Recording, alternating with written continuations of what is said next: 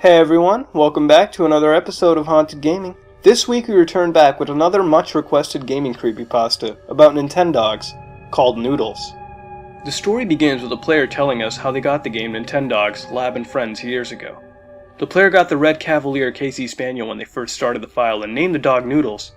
The player kept feeding and caring for the dog since they got the game, and even got more dogs in the game and eventually stuck with 3 personal favorites. Noodles, the second one and third one were Shelly and Draco. The player considered these dogs her best friends. It was almost as if they were alive.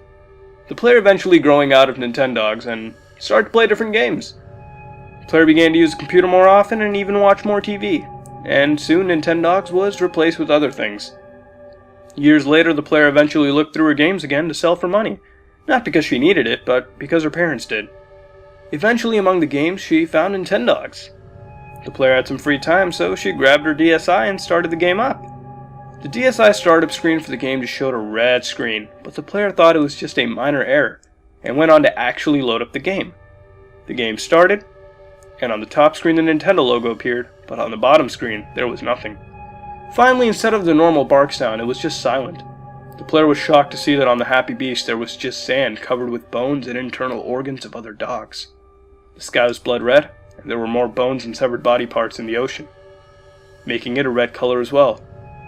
The player looked for her dogs and eventually heard a whining noise. The player saw her dog, Noodle, laying on the beach covered in blood, but the bones and body parts belonged to Draco and Shelly. The player held the power button down on the DSi for as long as she could, but the DSi simply responded back, "The DS system cannot be turned off at this time." The player wondered what it meant and just tossed the DSi across the room. The player rushed for the door and tried to open it, even though there wasn't even a lock. It couldn't open. The door wasn't able to open. So then the player started to scream but couldn't, and then started to cry and sob. After calming down, everything was silent. Eventually, barking was heard from the DSi, and the player slowly walked towards it. Noodles was standing in front of the screen asking for a walk. The player took a good look on the dog's face. The player denied to walk Noodles, but the screen faded to the route selection screen anyways. It looked normal, except for the blood red route ink. The game made its own route. The game then asked the player if the route was what they chose, and the player kept on selecting no, but the game automatically began, and Noodles and the player kept walking and walking. All the buildings were on fire and body parts from both humans and dogs were scattered on the sidewalk. Eventually Noodles stopped by at a dead dog and proceeded to eat it, and continued on like nothing had happened. Eventually another dog appeared walking alongside his trainer.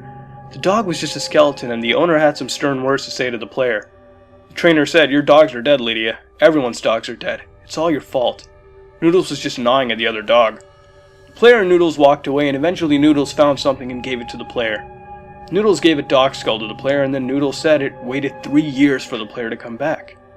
Eventually Noodles began melting off until it was just a skeleton, and finally the DSi turned off. The player was in tears. She ripped the game out of the DSi and tossed it away.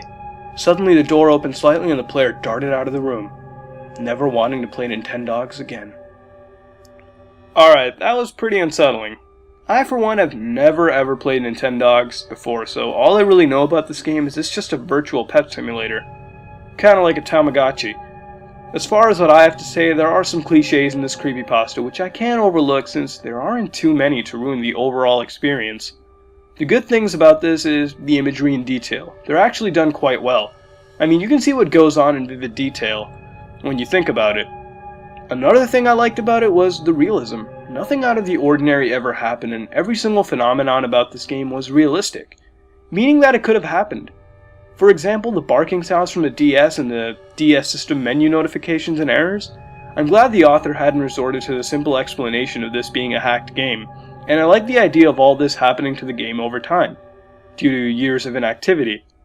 It's similar to another creepypasta called Pokemon Death Channel, which I'll be doing soon. Some complaints I have are with the player's actions directly. For example, if something was making you cry explicitly in a game, and was horrific to look at, why would you continue on? I mean, if you had the option to just take the cartridge out and throw it away, why wouldn't you? Well, the player was locked in a room, so I guess I can kind of forgive that, right? But still, think about it. Or at the very least, record what had happened or take pictures. In the end, I thought this was a decent creepypasta, even though it was heavily derived from Pokemon Dead Channel, to an extent, and I definitely recommend you all to go check it out, links are in the description. And yeah, that's really what I have to think about Noodles. It's good. Even though there are cliches, I'll overlook them. It's derivative, but it does things right, and it doesn't completely fall to just flat out, crap that other creepypastas do. This is good, but it does some things bad, but it's decent in the end. So yeah, that's all I have to think about Noodles. And if you like what you saw, then like, comment, and subscribe. This is me, Mudahar, from Some Ordinary Gamers, and I'm out.